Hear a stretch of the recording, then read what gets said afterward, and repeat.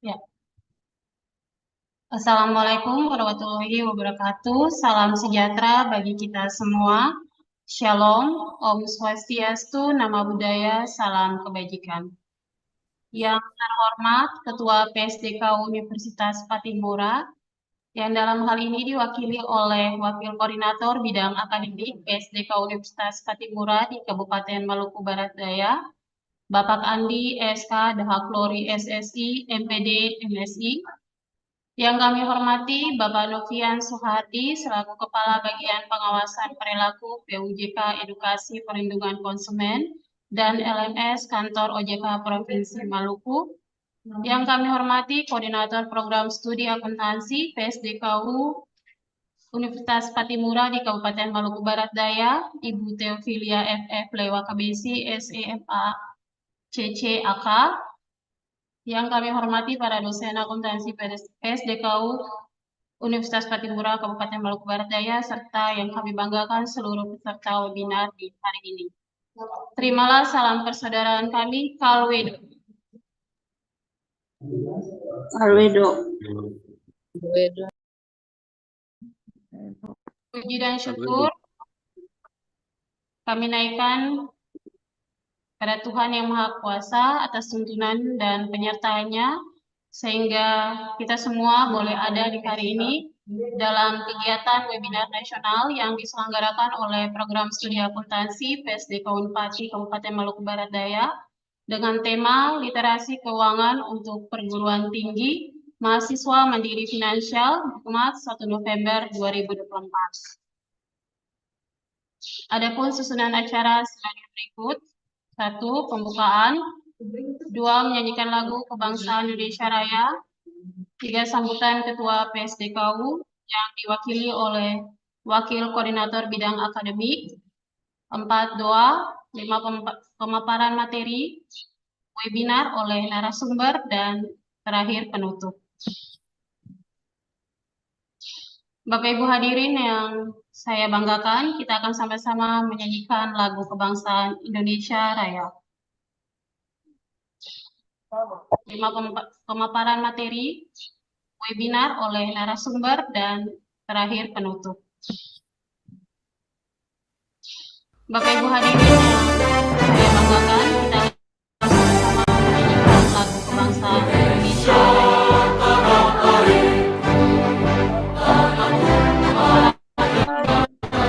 Webinar oleh narasumber, dan terakhir Bapak Ibu hadirin yang saya banggakan, kita sama-sama menyanyikan lagu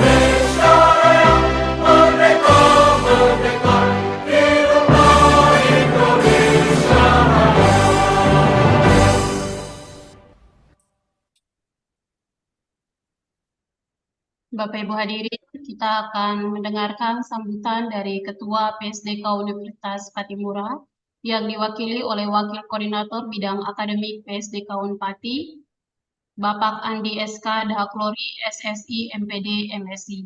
Kepada Bapak disilakan. Baik, terima kasih Bu Ingrid. Mungkin saya pastikan dulu apakah suara saya terdengar, Ingrid? Terdengar, Pak? Ya, baik. Assalamualaikum warahmatullahi wabarakatuh. Salam sejahtera untuk kita semua. Shalom. Om Swastiastu, Namo Buddhaya, salam kebajikan. Halo Edo.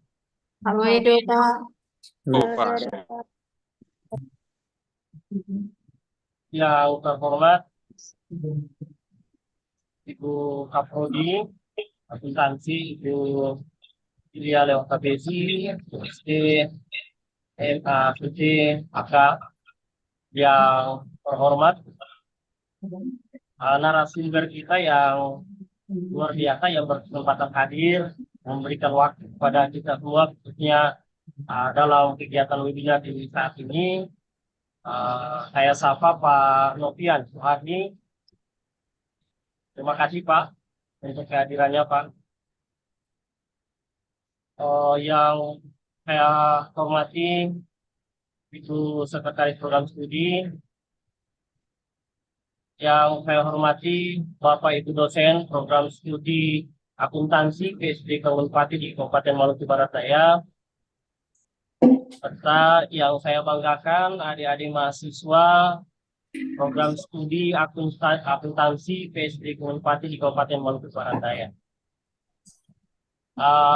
Mengawali sambutan ini, saya menyampaikan permohonan maaf dari Ketua PSDKU, Bupati Pak Prof. Watoli, karena tidak berkesempatan hadir, disebabkan oleh kesehatan yang kurang baik sekarang, Pak narasumber, mohon maaf, sehingga saya yang dipercayakan untuk menyampaikan sambutan dalam kegiatan webinar satu.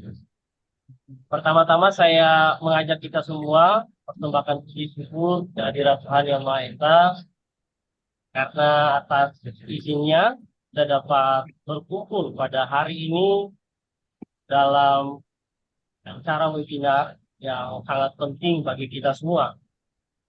Kita mengucap terima kasih kepada semua pihak, khususnya program studi yang telah melaksanakan mempersiapkan kegiatan ini dengan baik sehingga dapat berjalan di hari ini. Kegiatan dengan tema yaitu literasi keuangan atau perguruan tinggi, ya tentu yang punya dampak bagi mahasiswa bisa mandiri secara finansial. Tentu di era globalisasi dan perkembangan teknologi yang sangat-sangat pesat ini, Bapak Ibu serta adik-adik semua, kemampuan untuk mengelola keuangan itu sangat penting. Mengelola keuangan dengan baik tentunya menjadi banyak hal yang krusial dan tentu perlu untuk dipelajari. Nah, literasi keuangan ini tidak hanya berbicara atau berkaitan dengan pengelolaan keuangan saja atau mengelola uang saja, tapi juga tentang bagaimana kita dapat membuat keputusan, ya, keputusan yang bijak dan berkelanjutan tentunya dalam berbagai aspek kehidupan. Nah, karena walaupun hari ini kita punya uang yang banyak, tetapi kita tidak bisa mengelolanya dengan baik atau mengambil satu keputusan dalam satu kondisi dalam penggunaan keuangan, tentu akan memberi dampak yang negatif atau dampak yang kurang baik dalam kehidupan sehari-hari. Nah, dalam webinar ini tentu kita akan mendalami berbagai topik ya, ataupun hal-hal yang nanti akan disampaikan oleh narasumber kita yang berkaitan dengan literasi keuangan. Nah, untuk itu tentu sahabat saya mewakili pimpinan PSDKU mengharapkan bukan hanya sekedar materi, tetapi mungkin jika Bapak berkenan dapat membagi pengalaman atau berbagi pengalaman berkaitan dengan berbicara terkait dengan literasi keuangan kepada adik-adik mahasiswa, bahkan kita semua, sehingga itu menjadi dasar kepada kita dalam memanage keuangan ataupun ada langkah-langkah yang perlu kita pertimbangkan dalam mengelola keuangan. Nah, saya sangat berharap bagi seluruh peserta, khususnya adik-adik mahasiswa, dapat aktif ya, dapat berpartisipasi aktif dalam kegiatan ini, menyimak setiap paparan materi yang akan disampaikan oleh narasumber kita yang luar biasa, dan sekiranya dapat mengajukan pertanyaan-pertanyaan, sehingga memang ada suatu diskusi yang baik mungkin, ataupun ada respon yang baik nantinya akan diberikan oleh narasumber kita. Mari kita gunakan kesempatan ini ya untuk saling belajar dan memperluas pengetahuan kita tentang literasi keuangan. Sekali lagi, terima kasih atas partisipasi kita semua. Terima kasih kepada program studi akuntansi yang telah mempersiapkan kegiatan ini. Tentunya adik-adik mahasiswa yang ada berpartisipasi dalam kegiatan ini, dan terkhususnya kepada narasumber kita. Sekali lagi Pak, terima kasih banyak sudah meluangkan waktu untuk ada dalam paparan materi nantinya. Semoga webinar ini memberikan manfaat dan menjadi inspirasi untuk kita semua dalam menjalani kehidupan kita, khususnya dalam mengelola keuangan. Akhir kata, selamat bagi kita kalian yang akan mengikuti kegiatan ini, dan kurang dan lebihnya saya mohon maaf jika dalam penyampaian sambutan yang singkat ini ada hal-hal yang tidak berkenan. Tentunya harapan kami bahwa lewat webinar ini mahasiswa kita dapat berkembang ke depannya. Demikian, wassalamualaikum warahmatullahi wabarakatuh. Salam sejahtera untuk kita semua. Om Santi Santi Santi Om. Namo Buddhaya, salam kebajikan. Kalwedo. Terima kasih. Kalwedo. Terima kasih Kak Andi. Bapak Ibu hadirin, untuk mendasari seluruh kegiatan kita di saat ini, saya mengundang Ibu Timotina Kilai, SMSI, untuk membawa kita dalam doa. Kepada Ibu disilakan. Ya, Bapak Ibu,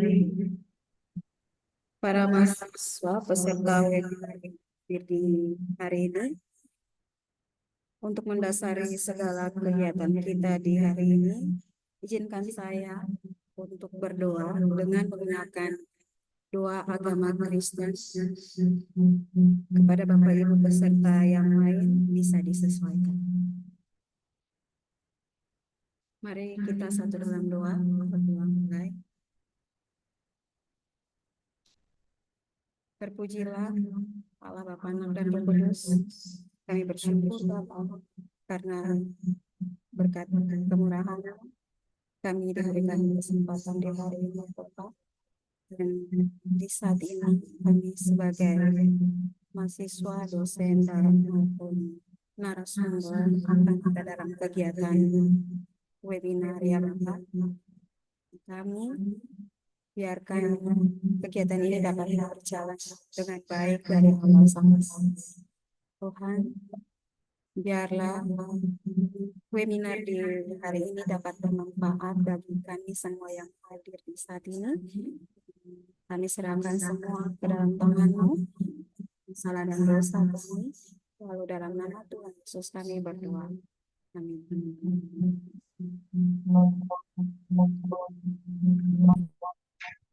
Ya, terima kasih Bang Titin. Bapak Ibu hadirin sekalian, kita akan masuk dalam sesi pemaparan materi oleh narasumber, dan untuk sesi ini akan dipandu oleh moderator kita, Ibu Siti Fatimah Kamarudin, SEMAK. Beliau adalah dosen aktif di program studi akuntansi PSD Kaunpati Kabupaten Maluku Barat Daya. Kepada Ibu, kami silakan. Baik, terima kasih Ibu Ingrid Leno pun SEMAK atas kesempatan yang telah diberikan kepada saya. Yang terhormat Wakil Koordinator Bidang Akademik PSDKU Kabupaten Maluku Barat Daya, Bapak Andi Dahoklori SSI, MSI, MPD. Yang saya hormati Kepala Bagian Pengawasan KUJK, Edukasi Perlindungan Konsumen dan LMS Kantor OJK Provinsi Maluku, Bapak Novian Suhadian. Yang kami hormati Koordinator Program Studi Akuntansi PSDKU Kabupaten Maluku Barat Daya, Ibu Theophilia Leukabesi, SE, MACC, AK. Yang kami hormati para dosen dan seluruh sivitas akademika Program Studi Akuntansi PSDKU Kabupaten Maluku Barat Daya. Serta yang kami cintai dan kami banggakan seluruh peserta webinar nasional pada siang hari ini yang sangat berbahagia. Assalamualaikum warahmatullahi wabarakatuh. Selamat siang dan salam sejahtera bagi kita semua. Shalom, Om Swastiastu, Namo Buddhaya, salam kebajikan. Puji dan syukur kita panjatkan kehadirat Tuhan Yang Maha Esa karena pada kesempatan yang berbahagia ini kita dapat dipertemukan. Semoga senantiasa dalam kondisi sehat walafiat. Hadirin sekalian, perkenalkan nama saya Siti Fatimah Kamarudin akan memandu berlangsungnya acara webinar nasional pada hari ini. Untuk itu, sebelum kita masuk dalam pemaparan materi, izinkan saya menyampaikan beberapa peraturan yang perlu diketahui oleh seluruh peserta webinar nasional yang akan mengatur kita semua dalam kegiatan webinar saat ini agar dapat berjalan tertib dan lancar. Yang pertama, peserta diwajibkan untuk mematikan mikrofon atau menggunakan fitur mute dan mengaktifkan kamera selama proses penyampaian materi webinar berlangsung. Yang kedua, pada sesi tanya jawab, peserta dapat bertanya dengan menggunakan fitur raise hand terlebih dahulu dan menunggu persetujuan dari moderator untuk mempersilahkan menyampaikan pertanyaan. Yang ketiga, sertifikat akan dibagikan bagi peserta yang mengikuti acara webinar dari awal sampai akhir dan yang mengisi absensi. Baik, Bapak, Ibu, Saudara-saudari sekalian, peserta webinar yang kami hormati, izinkan saya untuk memperkenalkan narasumber kita saat ini, yaitu Bapak Novian Suhardi. Beliau menjabat sebagai Kepala Bagian Pengawasan Perilaku Pelaku Usaha Jasa Keuangan, Edukasi, Perlindungan Konsumen, dan Layanan Manajemen Strategis di Kantor Otoritas Jasa Keuangan Provinsi Maluku. Dengan jabatan dan berbagai pengalaman dari narasumber kita, kami sangat mengharapkan bahwa kegiatan webinar nasional ini akan memberikan kita pengetahuan terkait tema yaitu literasi keuangan untuk perguruan tinggi mahasiswa mandiri finansial. Untuk itu, dengan segala hormat, waktu, dan media saya berikan kepada Bapak Novian Suhardi untuk menyampaikan materi pada kegiatan webinar nasional saat ini. Kepada Bapak, disilahkan. Baik, terima kasih Ibu Siti Fatimah Kamarudin. Saya ingin bertanya terlebih dahulu, apakah suara saya bisa didengar cukup jelas? Terdengar, Pak. Dengar ya, baik, terima kasih. Kemudian saya juga ingin menyapa tadi Pak Andi Dohklori. Terima kasih Bapak sudah menyampaikan sambutannya dan membuka kegiatan ini. Dan tentunya para Bapak Ibu dosen dan rekan-rekan mahasiswa yang telah hadir bersama dalam kegiatan webinar. Eh, ini saya pengen tanya terlebih dahulu, untuk peserta webinar yang hari ini apakah sama dengan peserta webinar sebelumnya, Bu Siti? Betul, Pak, sama. Sama ya, berarti Iya. kalau memang sama, saya mungkin tidak akan mengulangi hal yang pernah saya sampaikan sebelumnya terkait dengan pengenalan OJK atau apa, karena saya yakin ya teman-teman di sini sudah mengenal dan tahu apa itu OJK gitu. Jangan sampai nanti setelah kegiatan ini dilaksanakan tidak tahu dan tidak kenal apa itu OJK. Jadi mudah-mudahan karena pesertanya lebih kurang sama dengan kegiatan sebelumnya, jadi saya berpikir sih harusnya kita tidak perlu meredundant atau mengulangi materi sebelumnya terkait dengan pengenalan OJK. Masih ingat ya teman-teman ya, mendengarkan mahasiswa semua ya, apa itu OJK. Nah, eh, saya juga sangat berterima kasih kami dari OJK Maluku selalu diundang untuk memberikan webinar ataupun sosialisasi kepada para mahasiswa untuk semakin meningkatkan literasi keuangan dan pemahaman masyarakat mahasiswa terkait dengan hal-hal yang berkenaan dengan pengelolaan keuangan.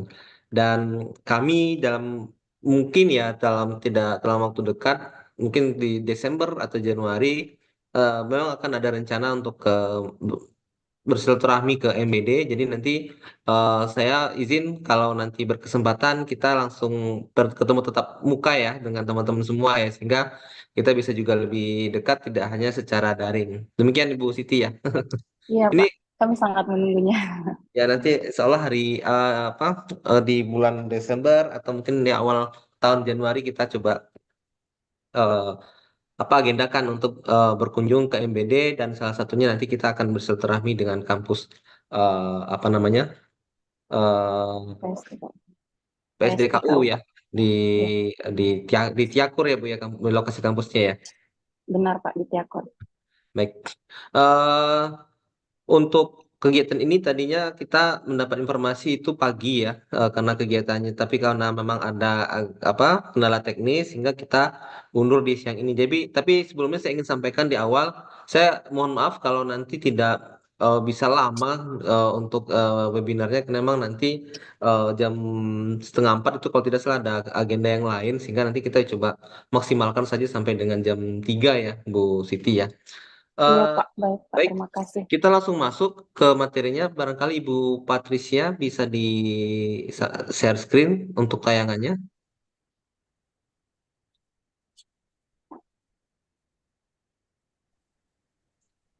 Baik. Jadi sesuai dengan topik webinar, kita akan berbicara mengenai kalau di ini kebetulan Ibu Patricia bilangnya cermai gitu. Cerdas investasi bagi generasi mandiri finansial.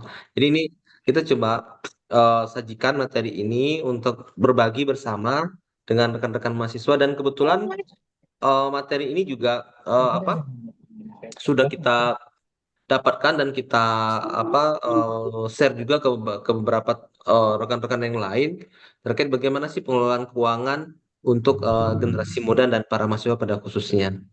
Memulai pemaparan ini, kami ingin menyajikan suatu hasil survei ya, hasil survei, dan memang survei ini tidak dilakukan langsung oleh OJK, tapi ini apa kita ambil dari hasil survei yang dilakukan oleh Kata Data Impact Center, dan ini memang dilakukan di tahun 2021. Jadi kalau kita melihat ya di sini hasil dari sisi hasil surveinya. Jadi bagaimana kemudian di, diketahui bahwa 56% responden ini berada di rentang usia 23 sampai 38 tahun. Jadi memang lebih banyak di apa di generasi muda lah, mulai dari baby boomer sampai dengan kemudian generasi Y ya, generasi Y yang saat ini mungkin teman-teman mahasiswa masuk dalam generasi itu. Nah, apa sih sebenarnya yang menjadi yang di apa diperlihatkan dari hasil survei ini? Jadi di hasil survei ini kita di coba di Ibu Patricia bisa disampaikan untuk screen lagi.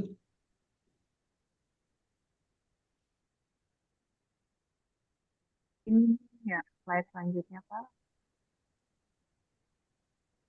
Oke. Eh, karena tadi yang tampil di saya itu malah ini ada satu peserta gitu. Nah, jadi eh, kalau di kalau kita lihat dari hasil hasil survei tersebut bahwa eh, mereka merespon ada pertanyaan eh, bagaimana kondisi keuangan responden pada saat itu, pada saat disurvei ya. Nah, 22% mengatakan bahwa kondisi keuangan mereka baik. Nah, kemudian 44% menyatakan bahwa kondisi keuangan mereka pada saat itu, pada saat survei ini berlangsung, itu biasa-biasa saja. Nah, namun ada yang menjawab bahwa kondisi keuangan mereka di saat mereka survei ini dilakukan, mereka ikut sebagai respondennya, mereka mengatakan bahwa mereka dalam kondisi keuangan yang buruk. Nah, lantas dalam survei ini diperdalam lagi, apa sih yang terjadi dari responden-responden ini? Mengapa kemudian kondisi keuangan mereka memburuk? Nah, kondisi keuangan mereka memburuk ini yang pertama, yang paling besar itu dikarenakan pendapatan usaha yang menurun. Nah, nanti kita lihat ya. Sebenarnya siapa saja nih yang mengatakan bahwa pendapatan usaha mereka menurun. Kemudian ada juga yang bilang kena PHK. Kemudian ada yang mengatakan kenapa memburuk kondisi keuangannya itu karena pengeluaran kesehatan bertambah. Nah, ini memang fenomena biaya kesehatan ini juga satu hal yang perlu kita cermati di saat ini, karena kenapa? biaya kesehatan saat ini memang semakin meningkat ya, semakin bertambah tinggi. Oleh karena itu ini harus diikuti dengan kemampuan kita mengimbanginya dengan peningkatan pendapatan atau mungkin dari sisi kita bagaimana mengelola keuangan agar lebih bagus untuk dari sisi manajemennya. Nah, kemudian ada juga yang menjawab gaji mereka dipotong dan ada juga yang menjawab investasi mereka lakukan merugi dan sebagian ada juga yang menjawab lainnya, tapi ini yang tidak teridentifikasi ya kira-kira karena itu banyak gitu kira-kira. Nah, inilah gambaran kondisi kenapa sih kondisi keuangan itu memburuk. Memang sebagian besar, hampir 40% itu menjawab pendapatan usaha yang menurun. Jadi memang dari sisi penghasilan atau apa itu kurang kurang memadai sehingga kemudian mereka mengatakan bahwa kondisi keuangan mereka memburuk. Nah, kalau kita lihat lagi kita bedah hasil survei ini di slide berikutnya. Nah, itu kita lihat bahwa eh, yang paling merasakan bahwa kondisi keuangan ini memburuk ada di Gen Z, ya. Jadi Gen Z ini adalah mereka-mereka yang memang rentang usianya itu yang kelahiran di atas tahun 2000, ya. Jadi 2000 ke bawah maksudnya ya, 2000, 2001 dan seterusnya. Jadi ini mereka yang merasakan bahwa kondisi apa penurunan hasil usaha dan sebagainya. Jadi mereka memang merasakan bahwa kondisi keuangan mereka tuh memburuk gitu lah. Nah, bisa jadi memang hasil survei ini seperti itu karena memang kalau kita lihat dari sisi usia, rentang usia dan sebagainya, mungkin dari sisi pendapatan belum belum memiliki pendapatan tetap, mungkin dari sisi pekerjaan atau karir juga masih belum yang mapan atau seperti apa. Kalaupun ada usaha juga masih belum berkembang karena memang masih merintis dan sebagainya. Karena memang secara usia ini kan kelahiran 2000 lah, setelah tahun 2000 itu kelahirannya. Ini apa yang yang merasakan bahwa kondisi kondisi keuangan itu menurun. Nah, lantas mengapa bisa terjadi seperti itu? Nah, ini kalau kita lihat di slide berikutnya, ada fenomena yang menarik nih di antara Gen Z. Gen Z ini kalau saya cerita Gen Z ini berarti teman-teman semua ya. Karena kalau saya itu mungkin masuknya ke Gen X ya, karena kelahiran 80 sampai 90 ya. Kalau Gen Y itu kan kelahiran 90 sampai 2000 begitu. Nah, saya nggak tahu Bu Siti maksudnya yang mana itu Gen X atau Gen Gen Y gitu ya. Mudah-mudahan Gen Y ya Bu ya. Atau Gen Z mungkin mungkin Bu Sitinya. Nah, Saya kalau Gen Gen Z Z, ini Pak. kan kelahiran 2000 setelah tahun 2000. Nah, saya yakin teman-teman mahasiswa di sini semuanya kelahiran tahun 2000. Nah, ada yang menarik nih. Ketika kita bicara membedah lebih jauh mengenai generasi milenial yang lahir setelah tahun 2000 atau generasi Z ini, mereka ini eh, ada ada apa ya semacam tren yang terjadi yang itu kemudian memasuki alam bawah sadar. Nah, eh, apa saja itu? Ada tiga istilah yang sering banget dikaitkan dengan sering sekali dikaitkan dengan teman-teman di generasi milenial ini. Yang pertama YOLO. Jadi prinsip YOLO ini akhirnya banyak yang di diresapi oleh generasi-generasi Z ini, generasi-generasi milenial atau teman-teman mahasiswa semua lah. Jadi teman-teman tuh berpikir you only live once gitu. Jadi saya ini hanya hidup sekali gitu. Jadi karena saya hidup sekali, saya ingin melakukan apapun yang saya bisa lakukan gitu. Jadi kayak mau jalan, mau ngap, mau melakukan apa saja yang penting saya bisa happy, saya bisa bahagia karena ya saya merasa saya hidup saya hanya sekali. Jadi saya ingin melakukan dan mencoba apapun itu gitu. Nah, ini positifnya ada gitu, tapi yang terjadi secara umum itu lebih banyak ke ekses negatifnya. Jadi rasa penasaran, rasa ingin merasakan sesuatu karena saya hanya hidup sekali, saya ya udah saya pengen melakukan hal ini gitu. Jadi kayak merasa saya harus punya nih, saya harus jalan-jalan. Dari Tiakur saya pengen ke Jakarta gitu. Nah, tapi kemudian tidak diimbangi secara kemampuan finansial. Nah, yang terjadi adalah kemudian mereka eh, mulai ikut berinvestasi bodong, kemudian ikut pinjaman online ilegal dan sebagainya. Nah, ini yang terjadi. Kenapa? Karena pengen mungkin traveling kemana gitu, sedangkan secara finansial itu belum memadai. Nah, selain fenomena YOLO ini, juga ada yang namanya FOMO. Nah, ini saya nggak tahu apakah teman-teman mahasiswa juga familiar dengan hal ini, tapi setidaknya mungkin kita bisa rasakan lah. FOMO ini adalah fear of missing out. Jadi kayak ketakutan gitu, ketakutan bahwa kita itu ketinggalan. Jadi tidak ikut tren gitu. Jadi kalau saat ini trennya orang-orang pada punya iPhone 16 misalnya, maka anak-anak muda ini berlomba-lomba untuk punya iPhone 16 begitu. Atau yang marak juga nih punya kayak boneka apa tuh Lalabu apa gitu-gitu ya yang itu kan Labu, harganya Pak. cukup mahal ya.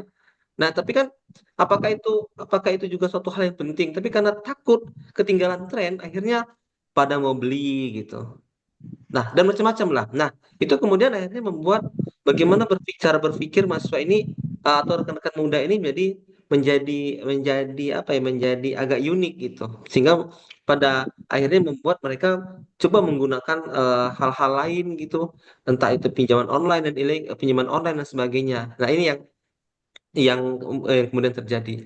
Dan bukan hanya itu, ada satu lagi yang saat ini fenomena yang juga banyak yang marak itu adalah istilahnya itu FOPO, fear of people opinion. Jadi takut nih, eh, takut orang tuh berpikir kita nih nggak apa ya, nggak ikut perkembangan.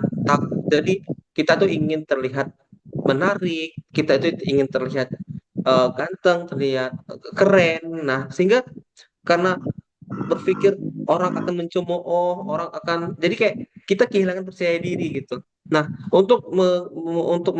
apa ya, untuk biar kita bisa lebih percaya diri dan bisa mengikut tren yang ada, jadi akhirnya kita berpenampilan menarik, beli baju, bergaya, beli barang-barang branded gitu. Biar apa? Biar bisa diakui dan bisa nanti masuk ke dalam circle-circle yang kita inginkan.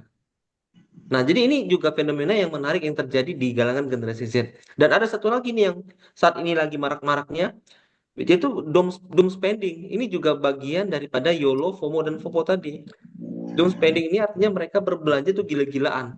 Mereka dapat duit, terus mereka belanjain semua tanpa berpikir uang ini mau disimpan, diinvestasikan atau apa. Karena kenapa? Saya hanya hidup sekali kok. Saya mau belanjain semuanya. Saya pengen merasakan makan enak, saya pengen jalan-jalan dan sebagainya. Saya tidak ingin ketinggalan tren. Saya harus beli eh, gadget terbaru. Saya mau beli apa? Saya mau top up misalnya apa namanya skin di game tertentu gitu. Dan Popo misalnya saya pengen diterima di circle itu, maka saya harus beli barang-barang branded, saya harus skincarean dan sebagainya.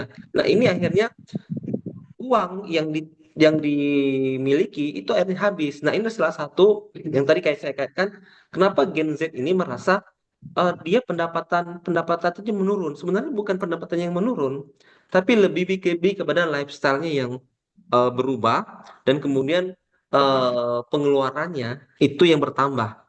Nah, oleh karena itu mereka merasa akhirnya pendapatannya menurun, padahal sebenarnya tidak. Tapi lebih kepada eh, apa ya, gaya hidupnya yang akhirnya berubah karena mengikuti tren dan sebagainya. Jadi saya pikir ini kita harus antisipasi teman-teman ya. Kita tanamkan mindset yang lebih positif ke kita. Kita harus menjadi pribadi yang lebih percaya diri, tidak perlu ikut-ikutan. Kalau kita punya hanya eh, ini kondisinya ya kita harus percaya diri dengan hal itu tersebut dan lebih mendekatkan diri eh, apa pribadi-pribadi kita itu ke mungkin dari sisi iman kita juga harus lebih ditingkatkan sehingga apa? Sehingga kita tidak mudah ikut dalam hal-hal yang negatif. Nah, ini yang harus kita kita ketahui dan kita coba lakukan bersama-sama ya. Nah, lantas kalau kita lihat berikutnya, ini penting. Mengapa menjadi penting? Karena kalau kita tidak mengelolanya dengan baik, maka kemudian masa produktif yang nanti kita akan alami itu itu nanti akan kalau tidak dimaksimalkan keberadaannya itu akan berpengaruh kepada masa tidak produktif kita atau masa pensiun nantinya. Kita tentu sangat berharap kita hidupnya tuh happy ending ya. Masa tua bahagia, anak-anak cucu kita berkecukupan, masuk surga kitanya. Itu harapan kita semua lah. Nah, tapi untuk menuju hal itu, Makanya sangat penting yang namanya perencanaan keuangan dan itu harus dimulai dari sekarang. Jadi kami sangat berterima kasih kepada pihak PSDKU MBD yang sudah menginisiasi acara ini sehingga kita bisa sharing ke teman-teman muda ini bahwa harus kita mulai itu dari sekarang. Kalaupun tidak kita pegang uang, tapi paling minimal mindset kita sudah kita rubah dulu. Bagaimana kita merencanakan hal ini? Nah, pertanyaannya, kenapa sih Pak kita harus perencanaan keuangan gitu? Mengapa sih kita harus memplanning semuanya gitu? Karena filosofinya sederhana. Ingat, keinginan kita sebagai seorang manusia ya, keinginan ya, kita bicara keinginan ya, keinginan, kebutuhan, kemauan ya, kita itu sangat-sangat tidak terbatas. Yang membatasi kita tuh hanya pemahaman dan pengetahuan kita saja. Nah, karena ketidakterbatasan kemauan kita, hasrat kita, keinginan kita, sedangkan di satu sisi sumber daya yang kita miliki, sumber daya ini dalam artian uang yang kita miliki, ya, aset yang kita miliki, karena itu terbatas, maka itu harus diimbangi. Sesuatu yang tidak terbatas itu harus kita imbangi dengan sesuatu yang memiliki batasan.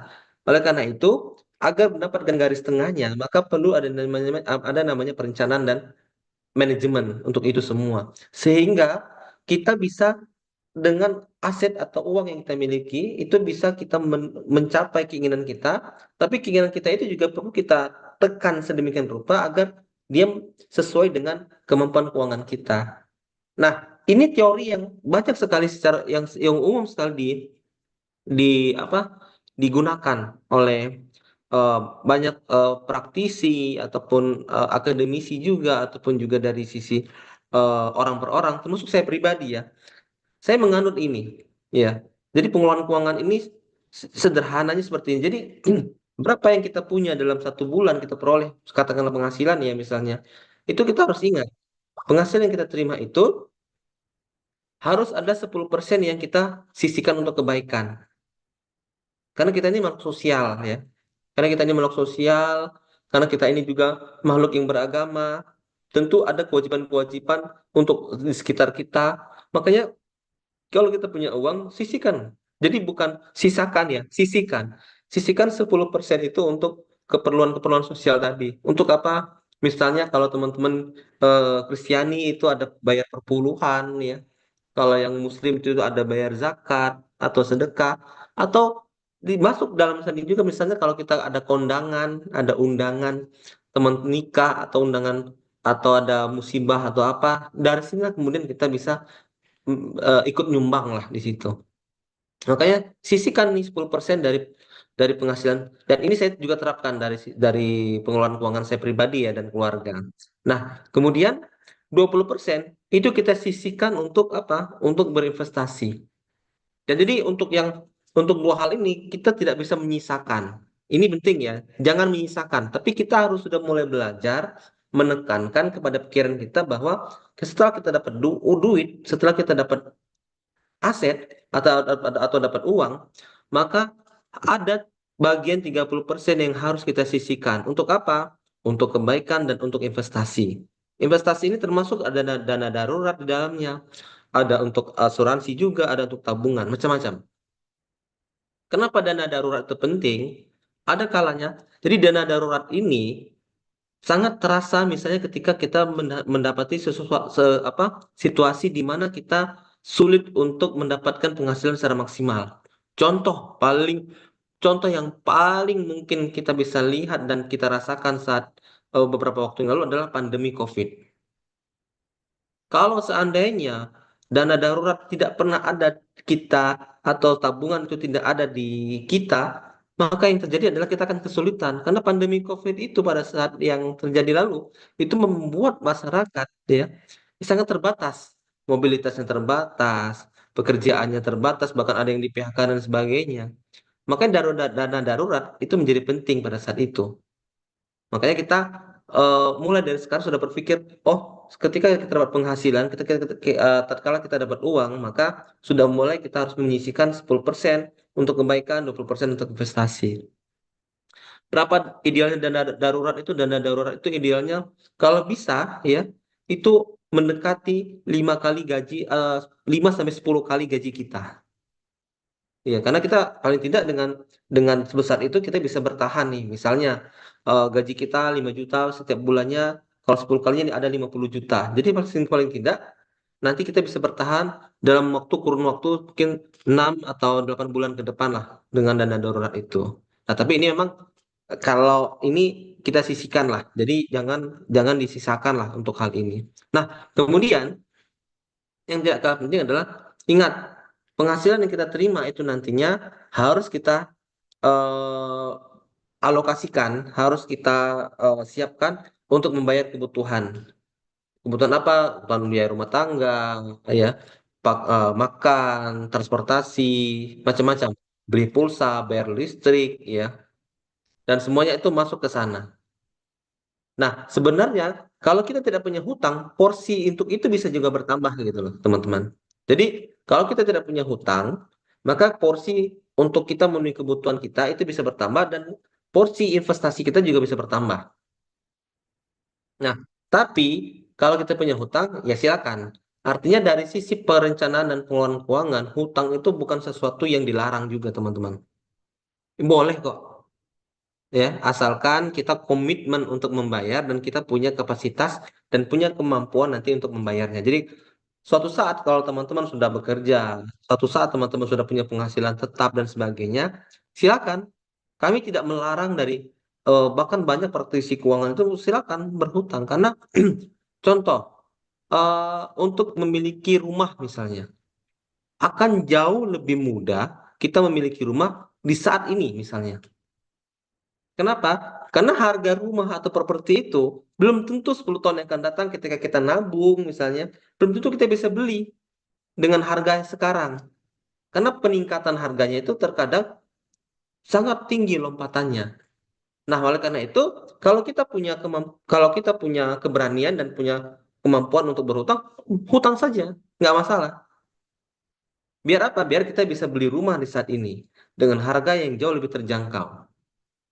Atau kita juga bisa berhutang untuk hal-hal yang sifatnya produktif. Kita pengen punya usaha, kita ingin punya usaha. Kalau yang rumah tadi saya sudah contohkan pribadi ya. Tapi kalau usaha karena kebetulan jadi begini Bu Siti dan teman-teman mahasiswa, salah satu konsekuensi ketika menjadi pegawai OJK bagi kami nih saya Bu Patricia itu salah satu risiko kami menjadi pegawai OJK itu adalah kami tidak bisa punya bisnis, kami tidak bisa punya usaha. Tapi kalau teman-teman yang bukan pegawai OJK katakanlah, ya silakan kalau mau punya usaha dan kemudian ingin mengembangkan usahanya. Jadi ketika kita punya kemampuan, punya kapasitas, ya silakan untuk berhutang dengan harapan nanti bisa mengembangkan usahanya, bisa punya usaha yang lebih besar. Kalau awalnya kita punya warung, terus kemudian kita ingin modal kerja, nambah isi warungnya silakan.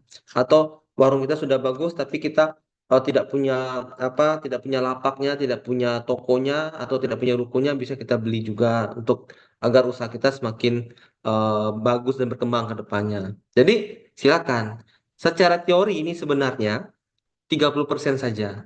Tapi tidak menutup kemungkinan ini bisa naik ke 50%. Tapi memang konsekuensinya ada ya teman-teman ya. Konsekuensinya nanti kebutuhan kita pasti kita lebih ikat pinggang lah ya. Kita lebih mengencangkan lah. Mengencangkan ikat pinggang kita. Karena kenapa? Karena kita punya hutang gitu. Silakan. Dalam praktek juga dalam beberapa teori silakan kalau memang masih memungkinkan untuk sampai 50% silakan saja punya.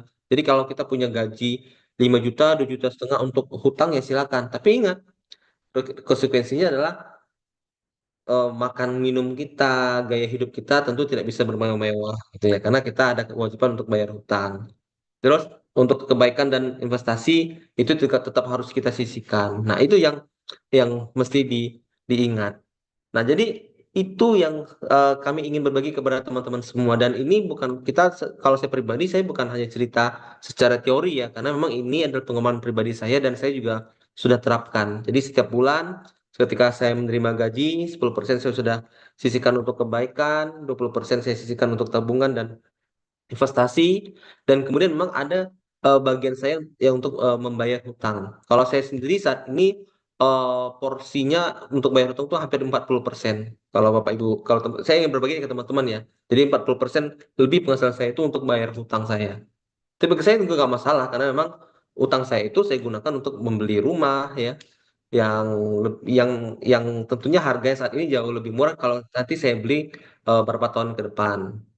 Nah, memang akhirnya kebutuhan untuk membayar kebutuhan tentu saya ada prioritas-prioritasnya lah ya, terutama untuk keperluan pendidikan anak dan sebagainya gitu. Apalagi saya saat ini saya berada di Maluku, keluarga saya ada di Sumatera. Nah, tentu memang eh, ada beberapa prioritas yang harus saya utamakan. Tapi paling tidak ini teori yang benar karena saya juga secara pribadi itu menggunakan teori ini.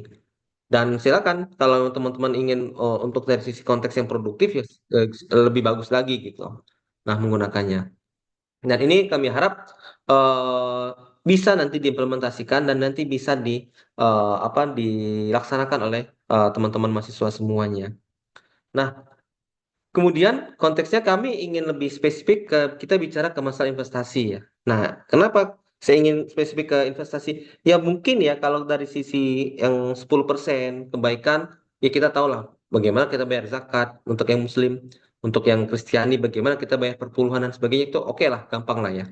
Terus bagaimana kita belanja untuk kebutuhan sehari-hari, ya itu kan semua satu hal yang sudah lumrah lah.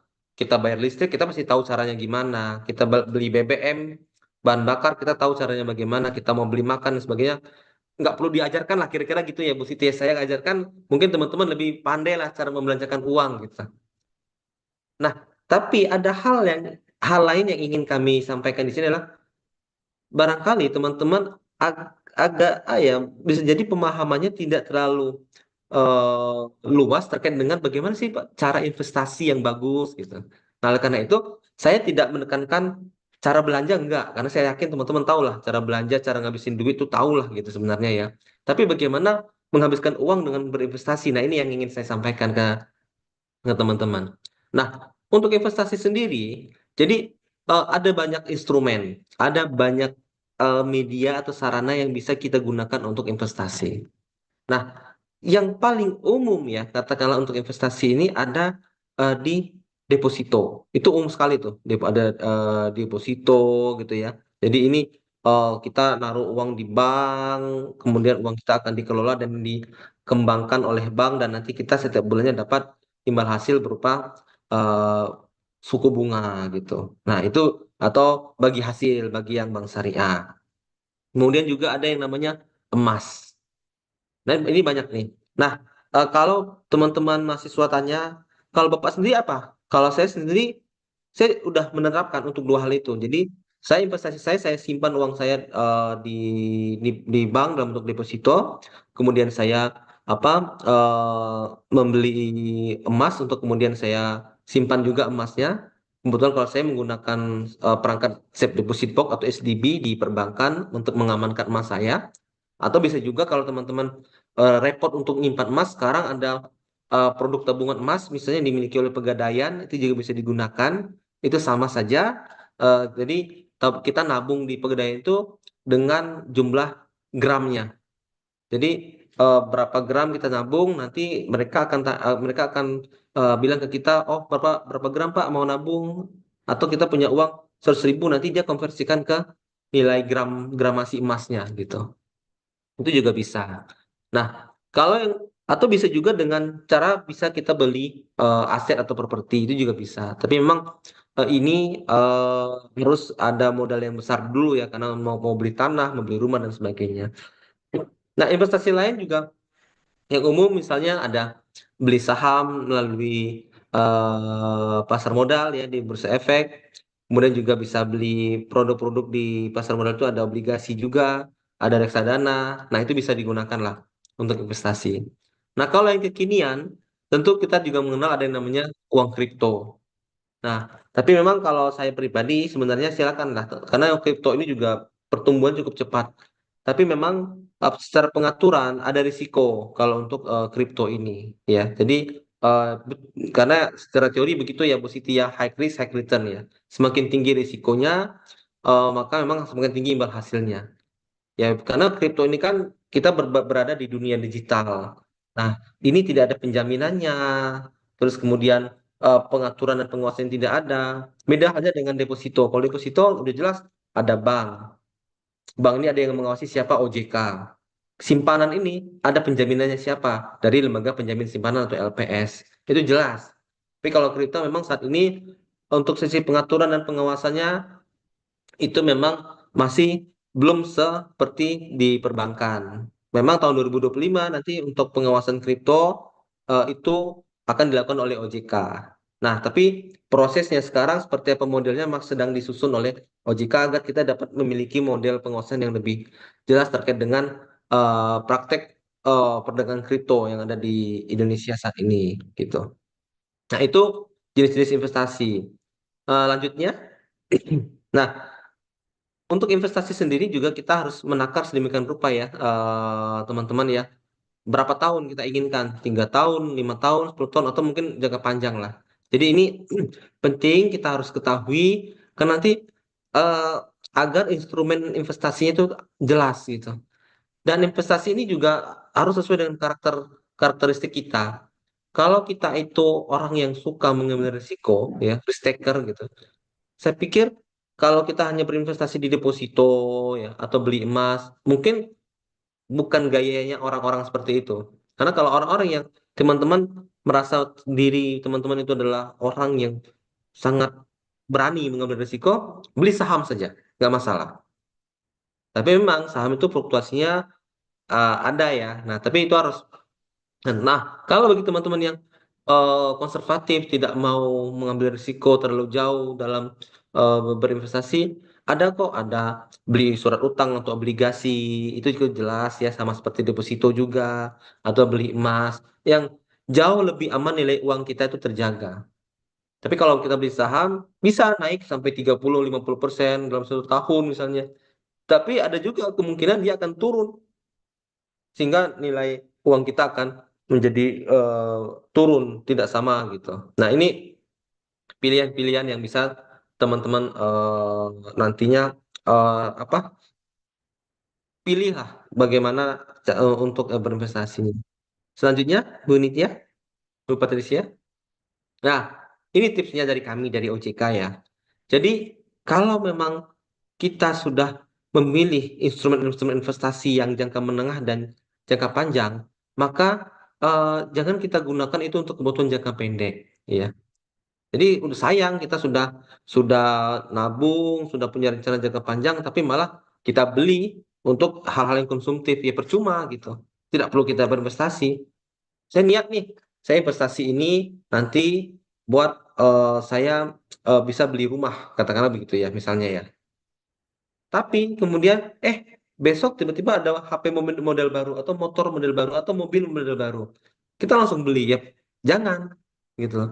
Jadi sebaiknya tidak gitu. Jadi kalau memang sudah mau berinvestasi ya sudah kita disiplin untuk hal tersebut. Nah, selanjutnya adalah kita harus kenal karena macam jenis investasi itu ada risiko-risikonya. Jadi kita harus paham betul risikonya seperti apa, bagaimana risikonya, bagaimana jenis-jenisnya. Jadi ini harus kita pahami sebelum kemudian kita bertransaksi. Dan kemudian hati-hati, ya ini kami selalu sampaikan bahwa OJK itu mengkampanyekan 2L, legal dan logis. Ya, waspada kalau kita ada tawaran investasi dengan keuntungan yang besar. Kita harus hati-hati. Jadi pastikan bahwa kalau kita ingin berinvestasi itu ke lembaga keuangan yang sudah memiliki izin dari OJK. Tidak hanya sekedar PT. Kalau PT itu hanya badan hukum ya. Tapi pastikan bahwa mereka itu berizin dari OJK. Kalau dia adalah lembaga keuangan. Dan logis, masuk akal yang ditawarkan. Jadi tidak ada, karena ada banyak nih orang yang menawarkan keuntungan investasi di kami itu bebas risiko. Itu tidak ada. Itu omong kosong, teman-teman. Karena tidak ada investasi di dunia ini, apapun jenisnya, yang bebas dari risiko. Ada risikonya. Jadi kalau sudah ada menjanjikan bebas risiko, itu dipastikan bohong. Atau dia menawarkan imbal hasil yang tinggi. Berikan uang pada kami, nanti kami akan berikan bunga 10% per bulan. Nah, itu kan nggak masuk akal ya. Per bulan ya. Berarti kan kalau per tahun 120%. Bisnis apa yang saat ini bisa untung sampai 2 kali lipat seperti itu dalam waktu 1 tahun? Itu nggak masuk akal. Rata-rata saat ini bahkan di pasar modal sekalipun itu hanya di rentang 10-20% saja per tahun. Kalau kita bicara deposito, obligasi, reksadana, itu hanya di rentang di bawah 10%, antara 3-10% saja.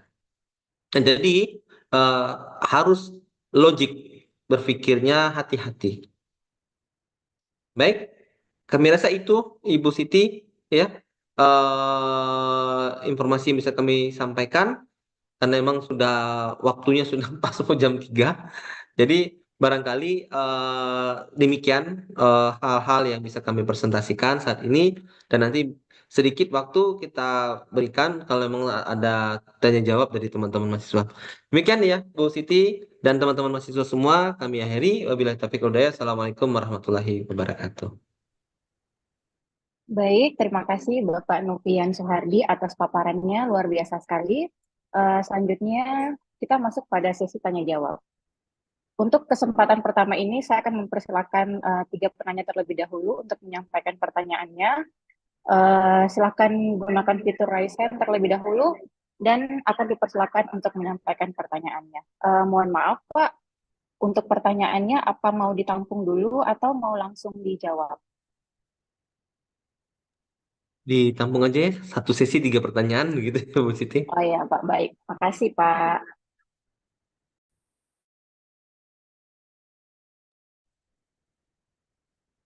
Baik, peserta webinar sekalian yang ingin bertanya, silakan boleh raise hand.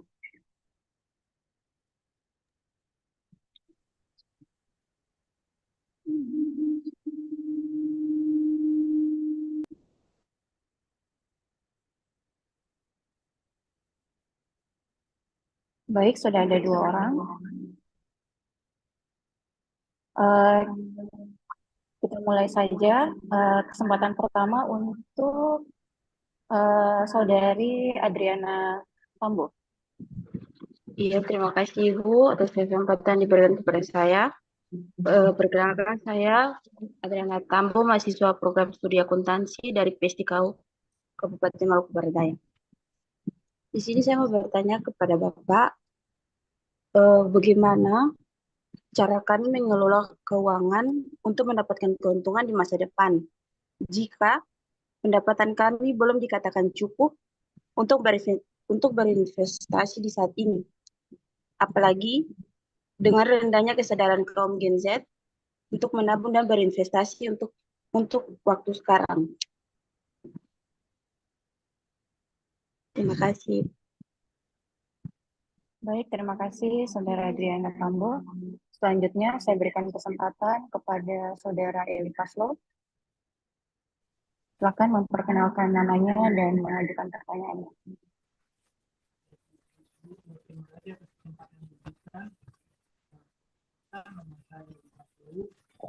Mohon maaf, Saudari Elipas, suaranya kurang jelas.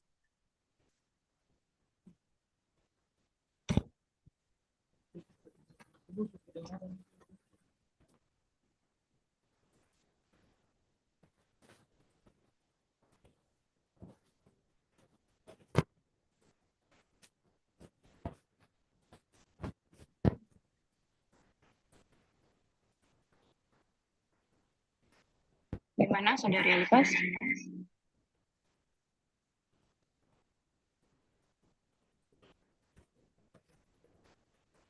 Oh, ya. Atau mungkin untuk Saudari Elipas, pertanyaannya bisa dituliskan di kolom chat.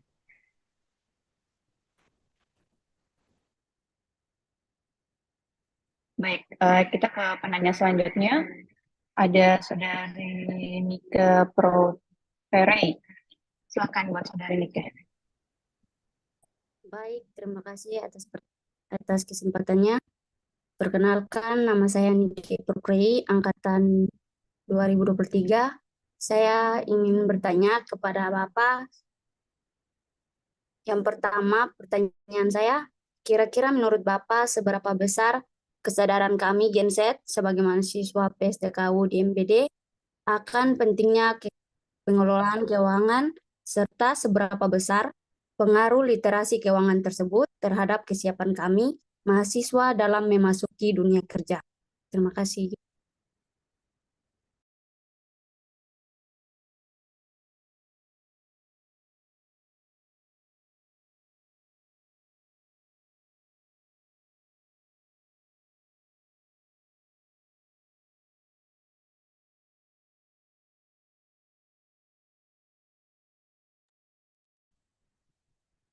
Mohon maaf, Saudari Nike, mungkin pertanyaannya boleh dituliskan di kolom chat.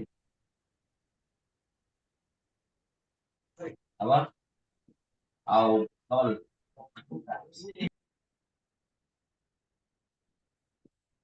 Putih tidak mau.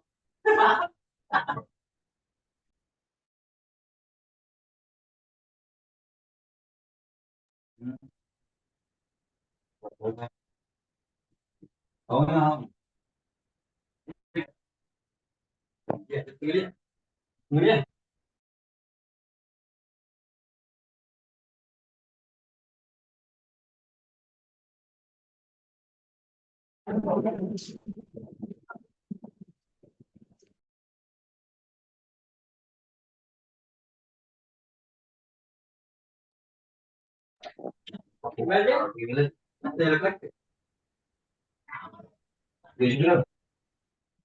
Baik, terima kasih untuk tiga saudara penanya. Mungkin bisa langsung dijawab ya, Pak. baik Bu Siti, terima kasih. Yang pertama tadi saya tidak tulis dari siapa? Tadi dari siapa? Dari Saudari Adriana, mungkin bisa di pertanyaan kedua dulu, Pak. Adriana. Baik, Dari Saudari ke Eli Paso. ini ya, kalau saya mulai dari kedua dulu ya, nanti tolong dibantu untuk itunya, pertanyaan yang pertama tadi. Baik, Pak. Dari saudari ini ya, Nike Properi ya, Propre ya. Jadi kalau jadi ditanyakan, ini bagus banget nih pertanyaannya.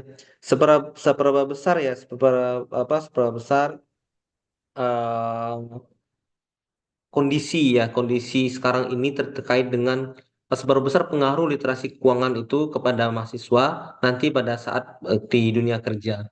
Ya, jadi kalau saya ingin sampaikan kepada teman-teman, itu sangat besar pengaruhnya ya.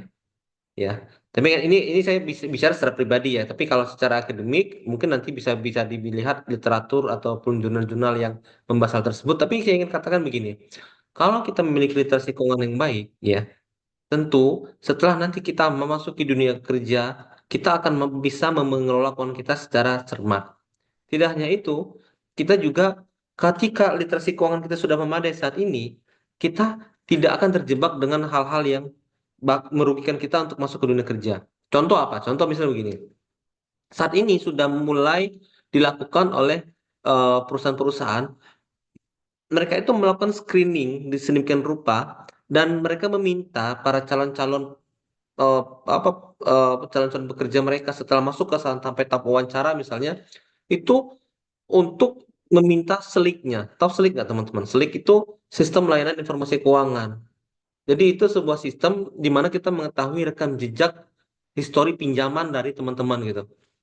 Nah, jadi ada perusahaan yang menerapkan seperti itu. Jadi mereka minta dong selik kalian, minta ke OJK, nanti kami akan lihat. Nah, kalau teman-teman ternyata memiliki pinjaman pay later atau mungkin tidak hati-hati menggunakan KTP sehingga digunakan oleh orang lain, itu akan terbaca bahwa teman-teman punya tunggakan.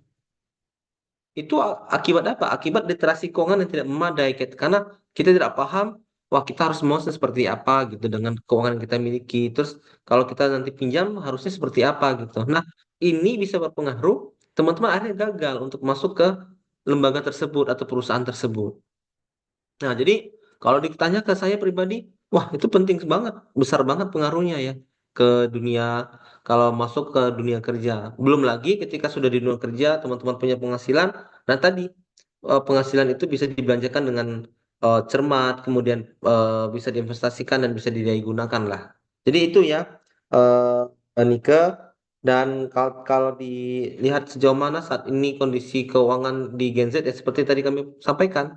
Jadi memang ada beberapa fenomena yang perlu diwaspadai dan itu harapan kami mudah-mudahan teman-teman selaku Gen Z ini tidak terjebak dengan tadi ekses FOMO, FOPO ataupun eh, doom spending dan YOLO tadi. Ya maksudnya kalau kita bicara dalam konteks kebaikan ya silakan. Oh saya hidup sekali, saya pengen terus berdoa dan beribadah ya silakan saja itu hal yang positif ya. Tapi kalau yang hal negatif yang itu yang jangan gitu. Nah itu. Baik, itu tanggapan kami, respon kami Bu Siti. Untuk pertanyaan dari Adriana tadi, ini Bu Patricia ada catat. eh Bagaimana cara investasi untuk Gen Z di mana dilihat dari pendapatan pun dilihat belum cukup. Nah, jadi ini eh kita ingin mulai dari pembentukan mindset dulu pemahaman. Jadi ini sangat makanya kami pikir pertemuan webinar hari ini itu sangat bermanfaat bagi teman-teman semua. Memang katakanlah saat ini kita tidak punya pendapatan ya teman-teman ya, tidak punya penghasilan yang eh, tetap ya karena teman-teman masih mahasiswa atau apa. Tapi setidaknya mindsetnya, cara pikir dan cara pemahamannya itu sudah mulai terbentuk. Sehingga pada saat nanti teman-teman sudah punya penghasilan, sudah punya pendapatan, itu bisa mempraktekkan apa yang sudah kami sharing, apa yang sudah kami sampaikan. Nah, dan tidak ada salahnya untuk memulai itu dari sekarang. Mulai belajar menyisihkan, mulai belajar sedikit investasi gitu, mengenal, paling tidak mengenal dulu saja. Jadi kalau kita merasa pendapatan kita saat ini belum cukup, setidaknya cara pikir kita itu sudah harus ke sana gitu, memantaskan diri kita. Jadi pola pikir memantaskan itu kan tidak salah ya. Saya saat ini memang belum menjadi seorang kaya, tapi saatnya saya harus punya mindset orang kaya dong gitu. Dengan harapan nanti kita bisa eh, apa namanya eh, memperoleh katakanlah yang memadai lah untuk hal itu tersebut. Nah, kami pikir itu yang respon kami terkait dengan hal tersebut, terkait di pertanyaan bagaimana pendapatan kalau nilai belum cukup. Ya, memang belum cukup sih, tapi kan harapannya adalah eh, kita sudah punya pemahaman kita sudah mulai terbentuk dulu. Itu ya, teman-teman ya. Baik, berikutnya pertanyaan tadi ketiga ya Tiga dari Saudari Elipaslo, Pak. dari Paslo. Iya, Pertanyaannya saya izin bacakan saja, Pak. ya, Iya, jadi pertanyaannya itu waspada ketika mendapatkan tawaran investasi dengan keuntungan besar. Yang menjadi pertanyaannya saya, sempat dijelaskan tadi bahwa harus benar-benar memastikan bahwa eh, yang harus terdaftar di OJK. Bagaimana cara memastikannya? Karena sekarang ini maraknya penipuan dalam bentuk dokumen. Apakah kami harus menghubungi OJK secara langsung atau bagaimana, Pak? oh ya baik, terima kasih. Ini ini bagus banget nih. Ini tadi saya juga lupa lah menyisipkan. Jadi eh, Ibu Patricia nanti catat di situ ya. Yang paling gampang saat ini adalah teman-teman chat ya WA ke 081 157 157 157. Itu WhatsApp bisnis resminya OJK. Jadi semua pertanyaan yang terkait dengan dengan investasi, dengan pinjam meminjam, mau memastikan ini ilegal atau tidak ilegal, bisa dari sana. Sebenarnya ada kontak juga 157, tapi kalau 157 kan harus menggunakan pulsa lokal. Jadi saya menyampaikan yang lebih ringkas saja ya. Jadi WhatsApp. Saya pikir teman-teman semua udah punya WhatsApp lah, pastilah ya. Nah, jadi bisa WhatsApp ke nomor 081 157 157. Ini WhatsApp-nya ini robot ya. Nanti ada secara otomatis langsung dijawab dan tingkat akurasinya itu bisa dikatakan 100% lah. Karena semuanya itu berdasarkan informasi-informasi yang up to date dari OJK. Tapi kalau memang teman-teman belum puas, nanti juga ada pilihan kok untuk chat kepada operator. Atau bisa juga dengan cara yang manual gini. DM ke Instagram kami. Apa alamat Instagramnya? Bisa diketikkan nanti Bu Patricia, OJK_Maluku. Silakan teman-teman follow, silakan teman-teman tanya di sana. Nah, kebetulan nanti Instagram ini memang yang langsung kita kelola dari OJK Maluku. Dan nanti pertanyaan-pertanyaan yang disampaikan oleh teman-teman itu bisa kita langsung respon. Karena adminnya juga dipastikan selama hari kerja itu sampai jam 7 malam itu standby lah. Bahkan di hari libur pun kan ini Instagram ya, adminnya juga tidak libur sebenarnya. Jadi tetap juga bisa membantu menjawab. Dan itu bisa juga nanti saya yang jawab langsung ataupun buat Patricia yang jawab langsung karena kita punya akses semua kok ke sana untuk mengetahui hal tersebut. Jadi silakan teman-teman PSDKU follow Instagram Mujika Maluku, nanti DM saja direct message saya ke sana atau kalau tidak bisa juga menggunakan WhatsApp tadi. Itu responnya ya untuk pertanyaan dari teman kita tadi atas nama Elipas. Terima kasih Bu Siti. Baik, Pak. Terima kasih. Sangat luar biasa, Pak, ya, diskusi kita di hari ini. Tapi mungkin karena waktunya juga sudah menunjukkan pukul berapa, jadi kalau ada peserta yang masih ada yang ingin ditanyakan kepada pihak OJK, mungkin bisa langsung kontak ke OJK-nya atau bisa via Instagram.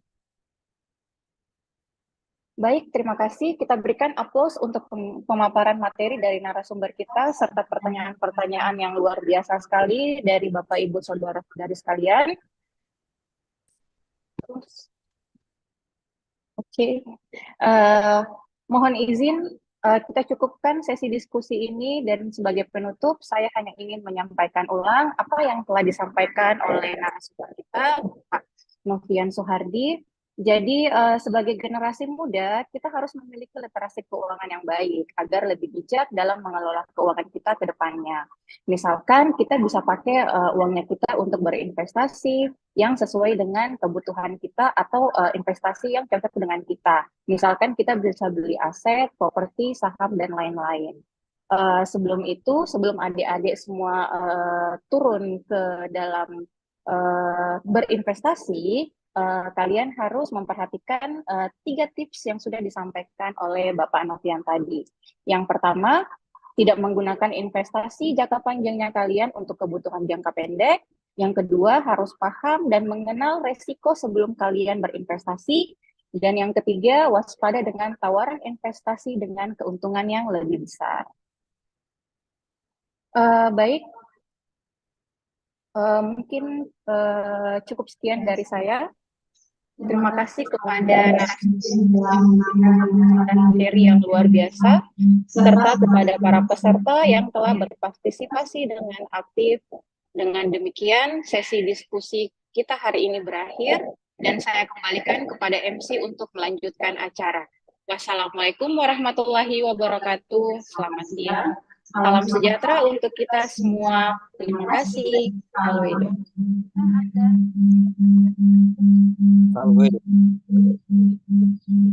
Ya, terima kasih Ibu. Terima kasih. Terima kasih Ibu Ima. Terima kasih juga buat narasumber kita Pak Novian.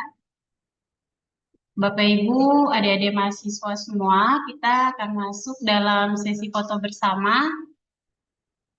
Mohon untuk menyalakan kameranya. Ya. Hitungan ketiga, fotonya diambil. Ibu Jen, minta tolong ya. Oke. 1, 2, 3.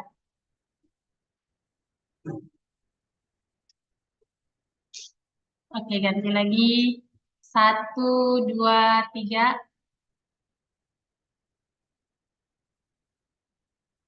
Satu kali lagi. 1, 2, 3. Oke, terakhir. 1, 2, 3.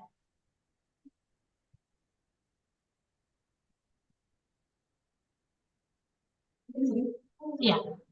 Oke, dengan demikian seluruh kegiatan webinar di hari ini boleh selesai. Kami dari program studi akuntansi PSDK Universitas Patimura Kabupaten Maluku Barat Daya mengucapkan terima kasih yang sebesar-besarnya kepada Bapak Novia Suhardi selaku narasumber di hari ini, juga beserta dengan para jajaran, ada Ibu Patricia dan juga rekan-rekan yang lain yang telah hadir dan bersedia berbagi ilmu dengan kami dalam kegiatan di hari ini.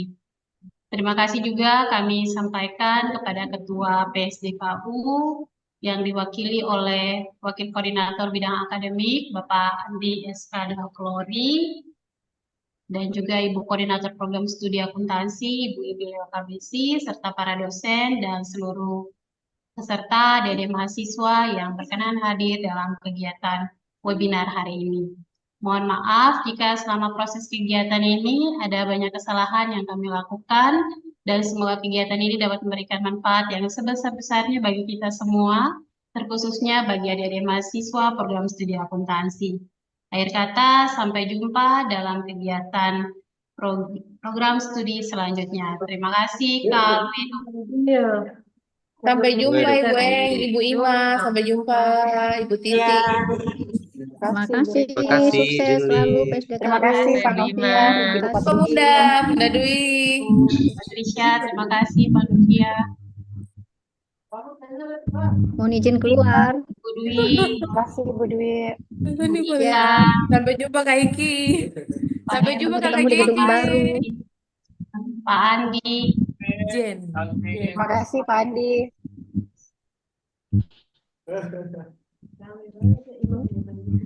Sampai jumpa Petrus, Etus. Ya kakak. Mama Jojo dah.